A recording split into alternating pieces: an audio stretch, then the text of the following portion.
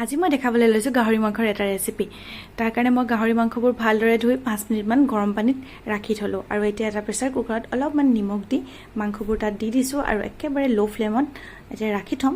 আৰু এতিয়া মই অলপমান আদা সৰুকৈ কাটি খুন্দি লৈছোঁ আৰু লগতে কেইটামান জলকীয়া ঠাৰিবোৰ গুচাই দীঘলকৈ কাটি ল'লোঁ আৰু লৈছোঁ অলপমান খুতুৰা আৰু জিলিমিলি শাক আৰু লগতে অলপমান পদিনা কিন্তু বেছিকৈ দিব নালাগে, কমকৈ দিব লাগে।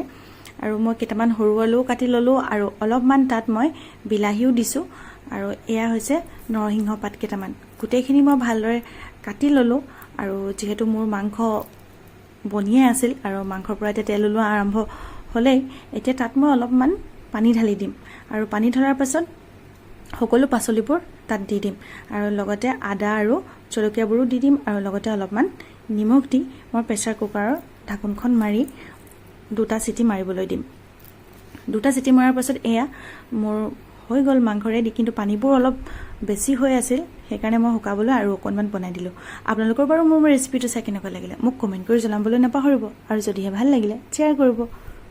আজিলৈ আহিলোঁ, বাই।